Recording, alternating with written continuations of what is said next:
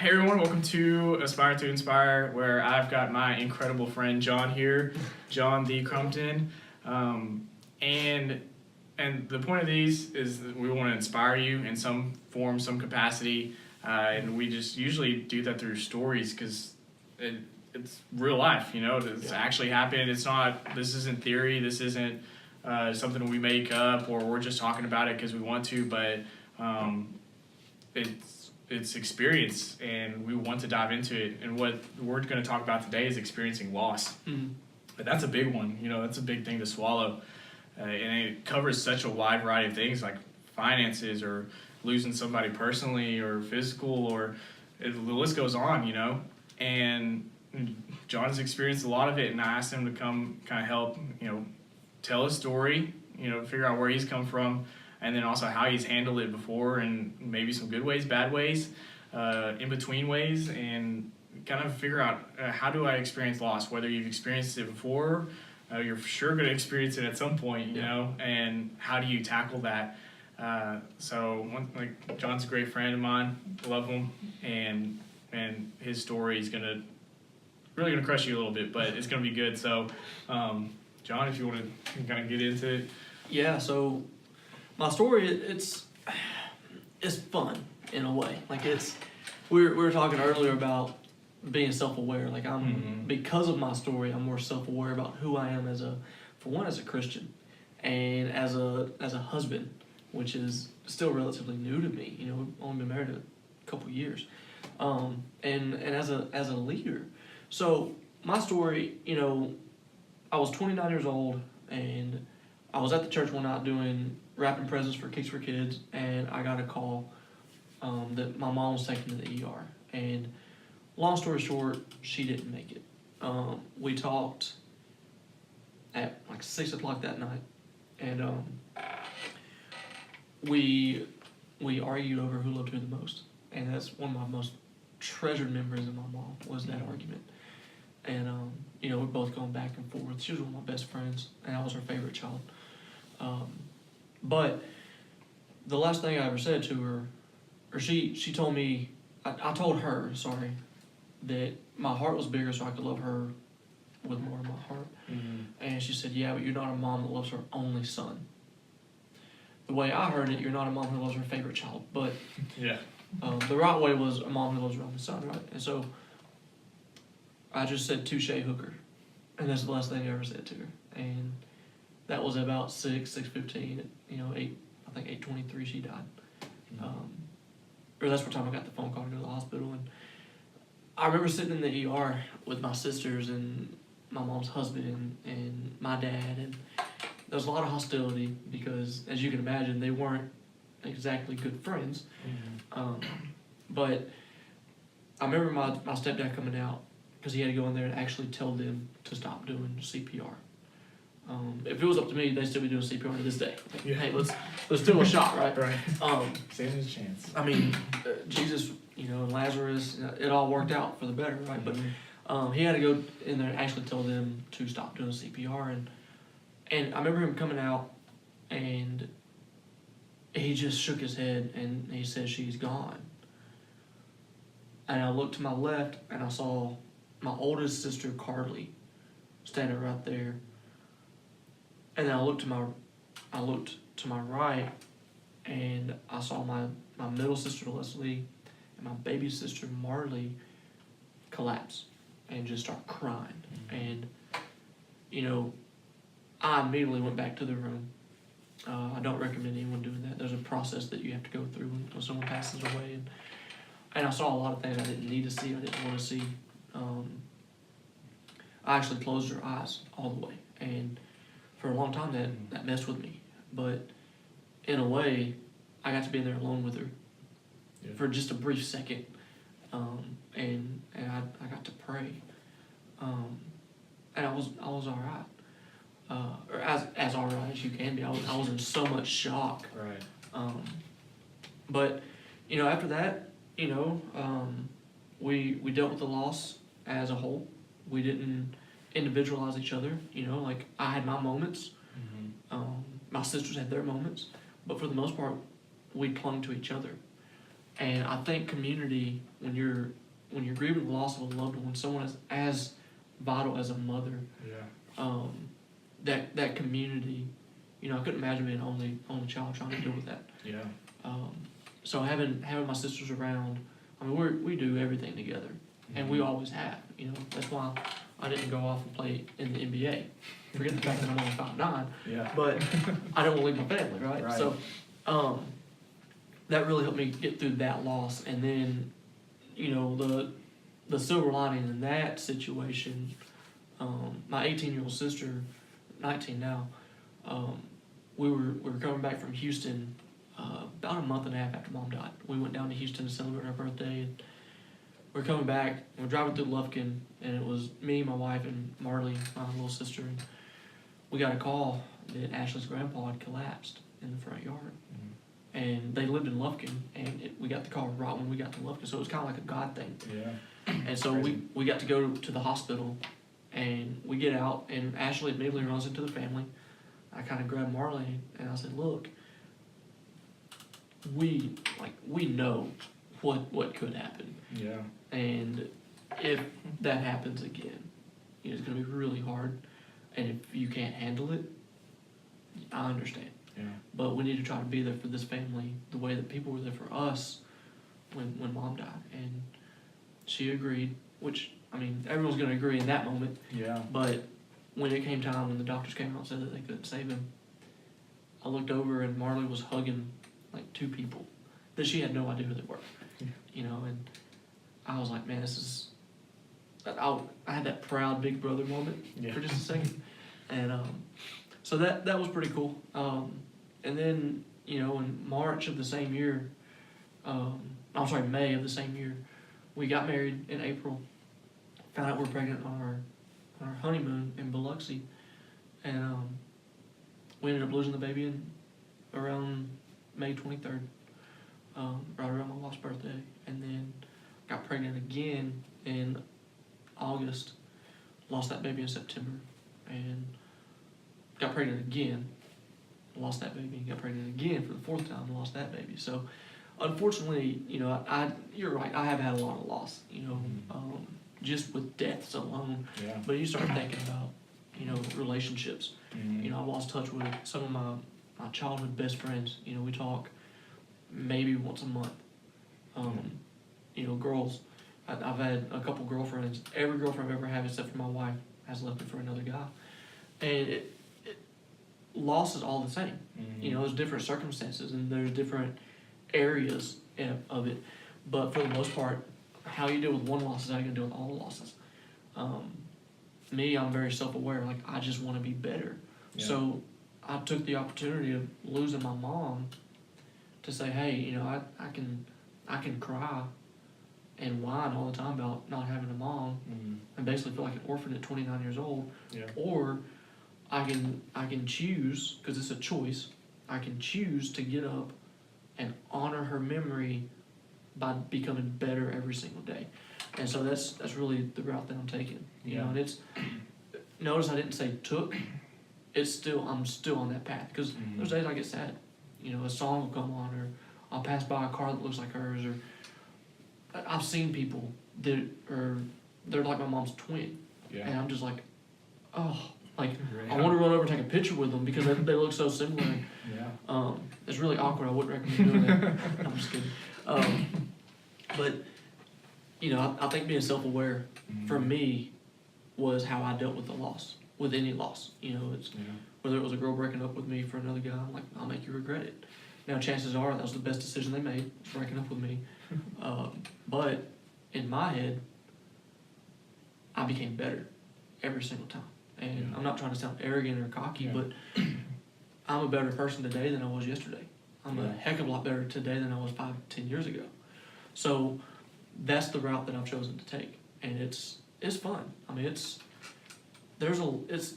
exhausting. Yeah. It's a fun, exhausting, because you're always looking at the man in the mirror saying, what can I do different? How can I be better? Yeah.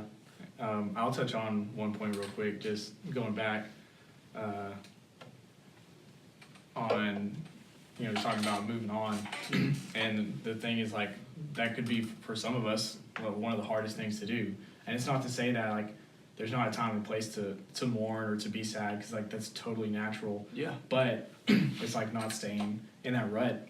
And for you, just like me, I want to get better. When I was in a relationship for 3.5 years, we were engaged.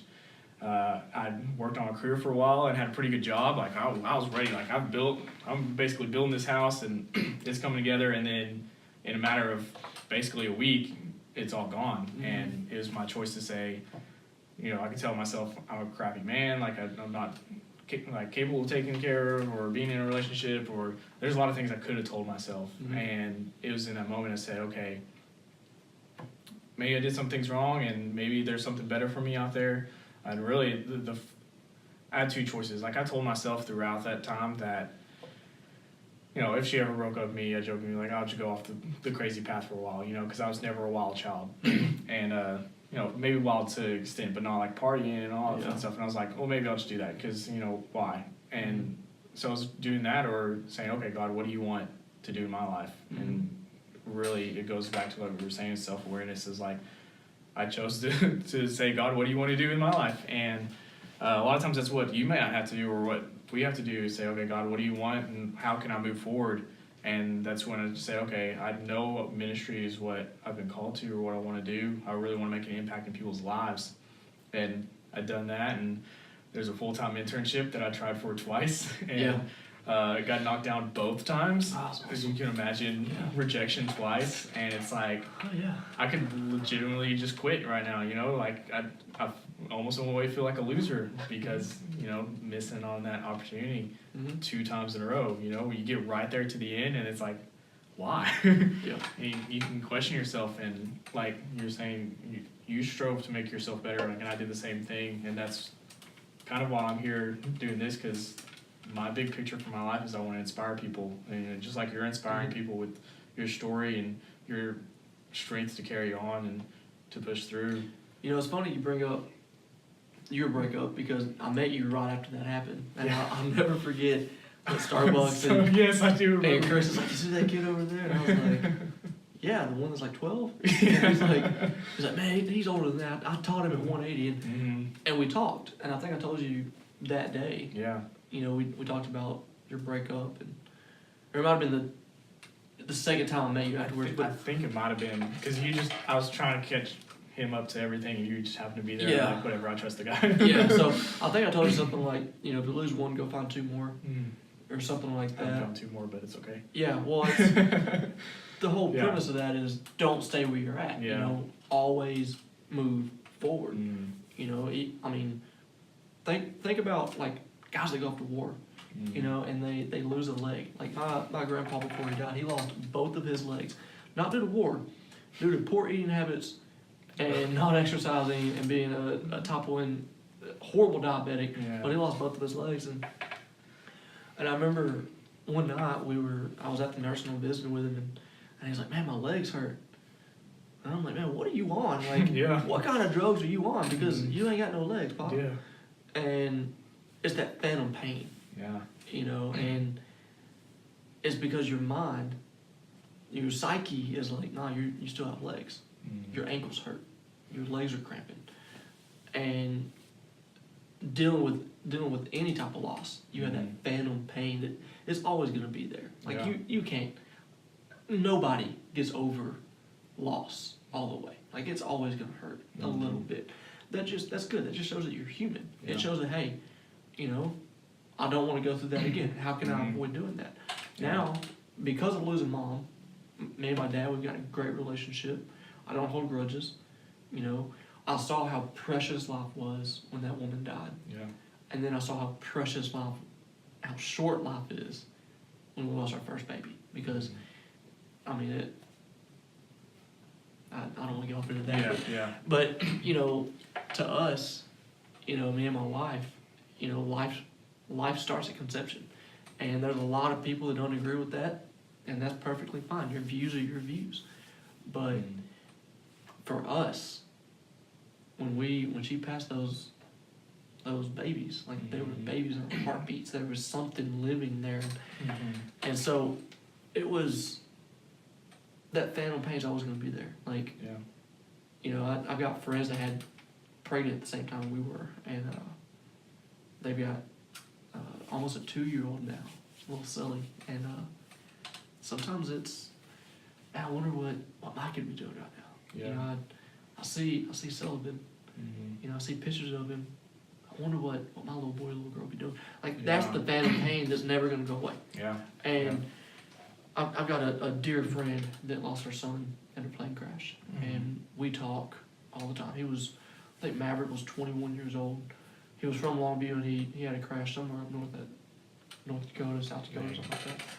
And we talk all the time about that phantom pain of, you know, how do you deal with it? And you Yeah. don't. You let it hurt you in moments, but you don't let it control your life. Does that make Yeah. sense? So, I just, that's how I look at it. You know, it's Yeah. phantom pain. It's only gonna last for a minute. Have your moment, cry, get pissed off at the world, do whatever you gotta do. Yeah. You know, I've gone out and played golf whenever I was sad. I've thrown rocks at trees. Yeah. Like, literally, I was so fighting mad after Mom died, or after we had our third miscarriage. The fourth one messed me up emotionally. The third one, I was just mad because we had a lot of other stuff going on at the time, and Yeah. you know, you just learn to roll with the punches, man. Yes. You gotta find your own ways to kind of handle it, you know, Yeah. in a way. One thing I didn't do is I didn't start drinking, and I didn't turn to drugs. Yeah. Because I come from a dependent family. You know, I've got alcoholics and, you know, drug abuse on both sides of the family, mom and dad's side. And so I knew I didn't want to turn to that. I don't think that's a very toxic situation, because it just messes with your chemical imbalance in your head so much that you think that you have to have it every time you get sad. Yeah. And I get sad pretty much on a daily basis sometimes. You know, just to be completely transparent. I don't want to sit up here and lie to you, Yeah. but it's how you deal with that sadness Right. that makes or breaks you. And so I choose not to do this, although I want to sometimes. Lord knows I need a drink every once in a while. But There's bad ways and good ways to handle it, and you know, one of the greatest ways to do it that you and I talked about is being in community, like having people like you and your sisters growing closer together, and that's a community that really helped you. But there's also the church that got around you as well, and that's one of the first places I went to after you know everything happened. And I want to say it's not just the church building that I went to. It's not. It was people that I built relationships with through the church that I was like, these people are gonna help me through what I'm going through right now. And that's as soon as I got done with the phone call when my ex-fiance broke up with me, is like, here are the people I want to go to and go talk to them, because I'm not gonna leave myself home alone by myself in my bedroom, because I know I'm going to throw a big pity party and cry myself to the world and tell myself all these negative things and just keep digging myself in a ditch. And it's like that community, I cannot stress enough of how important it is, because even you get like both internships, missing out on both of them, it's like I have to turn to community, to people, because it's like I almost question myself and who I am, and have incredible friends like you and Ryan and Chris and others that help remind me who I am, you know, because I don't give myself enough credit, you know. Something happens and I'm like, I want to beat myself up, and then there's people like y'all that help me. But you know, it's great to have that community while you're going through crap. It's more important to have that community before you go through it. Yeah. And I think that's something that people need to understand, that for one, church, so many people come to church when their luck is bad. You know, they treat God like a give and take type situation. Like, God, I'm at my wit's end. You know, I've got no more money. I've got, you know, this going on. So I'm gonna come to church. I'm gonna worship you if you get me through the season. And it's kind of like telling a fireplace, hey, go ahead and start your fire, and then once the fire is going, I'll put logs on it. It doesn't work that way. You've got to build the logs up first. You got to put the logs in the fireplace and put the paper in there. For me, it's like a lot of lighter fluid. And then get the fire going. And once you get the fire going, then if it starts to go down a little bit, you can just put some more twigs on it. Yeah. And so I think that's really important to have before you go through crap. Yeah. And that's one thing that I have. You know, me and my wife, we've been going to this church for almost a year when my mom passed away. My mom had been to the church a couple times. You know, so it's really important to have that community before the crap hits the fan and before you have to have it, because then, you know, it happens up here at the church all the time. You know, people, they show up for a season. Mm-hmm. And it's hard to get close to them. For me, because I'm such a relational type guy, it's hard to get close to somebody if you're always wondering in the back of your mind, how long are they going to be here for? Are they here just because they're going through some crap, or are they here because they want to be here? Mm-hmm. And so it's tough for me, because I love people. I mean, I love people. Yeah. But I recommend having that community before something happens, because what harm could come of it? I mean, like, what's the worst that could happen? You just make more friends. And it's just overall so much important, so important. Yeah. And I have another video that'll talk more about it, that y'all can definitely go check out. Not to do self-promotion, but it was really good. And man, we can go on so much more about this. Yeah. Like I said, John, we can talk for days. Yeah.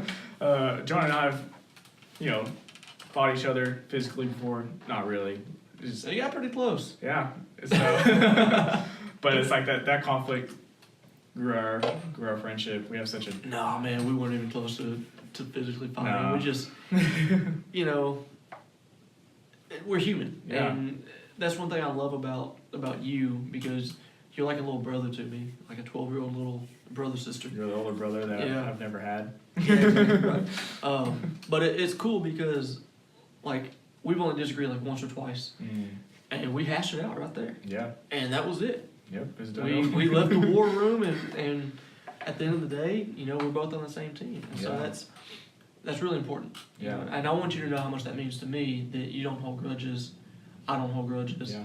So you drive me crazy sometimes, but I still love you at the end of it. You drive crazy sometimes. I'll accept that. At this point, I give up on trying to prove otherwise. Yeah. I think I had a moment the other day where I'm like, what's wrong with me? So anyways, that's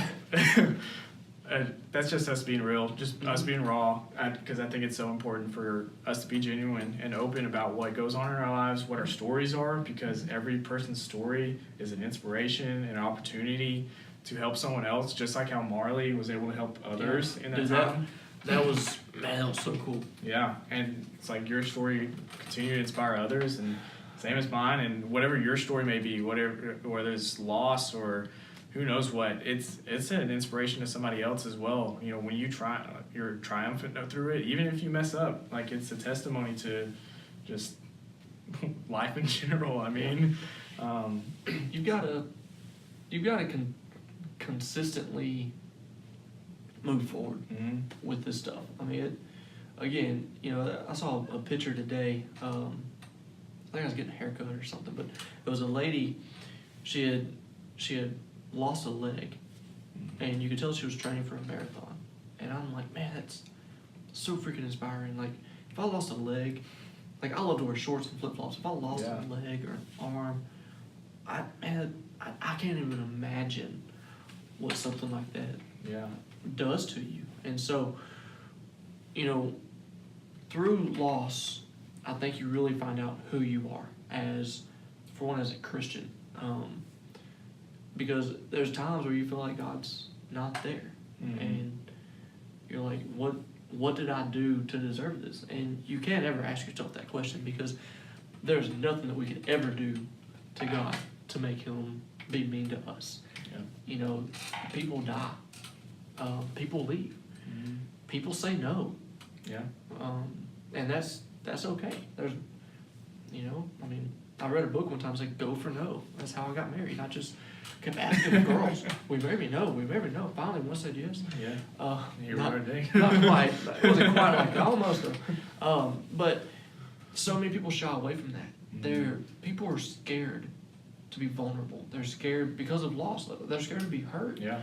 And you can't be scared of that. Like, totally. One of my sisters, I'm not gonna name names, but her and my mom didn't have the best relationship for about 2 years because of a guy that she was dating. It wasn't anything my sister did, but it was this guy that she was dating was really controlling and abusive. And finally, her mom said, "Look, you're old enough to deal with this on your own." Yeah. You know, I can't watch this. And so they went a couple years of having a great relationship. They had a good relationship, but not a great relationship. And when mom died, they were mending that relationship. So I feel like my sister never really got that opportunity to fully mend that relationship. And I think the loss was harder on her because of that reason. And, you know, I saw a guy when I was in high school, played basketball with him. He had no regrets written on the toe of his basketball shoe. And I mean, the dude would shoot from anywhere on the court, like out of bounds. It didn't matter, but he never regretted anything, and that always just kind of stuck with me, like no regrets. Yeah. And so, for me, when mom died, we were best friends. Did we fight? Yeah. You know, like we argued all the time, but we knew where we stood with each other, and I think that if people have issues with someone, they need to work them out, because my mom was pretty healthy. I mean, and she just was gone. You know, talking to us 1 minute, gone the next. And so people need to understand that. You know, I don't care if you haven't talked to your whoever. If it's someone that you truly care about, call them up. Say, hey, you know, I just want you to know I love you. Like, we don't have to be friends. Yeah. But I just want you to know I love you and I think about you. And I think keeping as many good relationships, it's kind of like a bank account. The more good relationships you have, the better you are, the happier you are. Your emotional debit card works all the time. Yeah. You know? Right. But that's, I don't know, I've got kind of weird views on it. You know, that's how I deal with it. And some people may totally agree with them, like, man, that's awesome. Some people are like, man, shut this dude up. He doesn't know what he's talking about. That's not how I process. You know, I want to go out to the bar and get drunk, and I lived that life for a long time, and it was a lot of fun. So I thought, but it wasn't who I was. I was fighting my inner self, going out. I was going out 3-4 times a week. You know, going dancing and drinking and doing Jaeger bombs and all kinds of stuff. I mean, I thought I was having a blast. Yeah. But I got real close to having a problem. Real close. And it was through being self-aware that I stopped that problem. So I think self-awareness is key. Yeah, that's good. All right, so all that's good stuff. Like I said earlier, we could talk forever as we went on like another 10-minute rant. I don't know. But it's good stuff. It's good stuff. And obviously we'll do this again because I love this. It's good. And yeah, it's a lot of fun. I want to keep doing this stuff, you know, as best I can. I hope you all get something out of it. If you didn't, I don't think you're reaching, you know? Yeah. But, you know, give us feedback if you need help, if there's something you're going through. He's going to be attached. My name's going to be attached. You just let us know. Like, reach out to us. If you don't have community and you're like, I need community, talk to us. Like, we don't care. Like, do it, because we think that there's so much value in that. Absolutely. So, once again, thank you, John. Dude, thank you for having me, man. Truly appreciate it. Doing it, and it's a lot of fun. Y'all have a great week, great day, great month, everything, you know, despite what goes on. Remember, move forward. Yep. Always move forward. Always be moving. Keep on keeping on. All right. There you go. Sweet.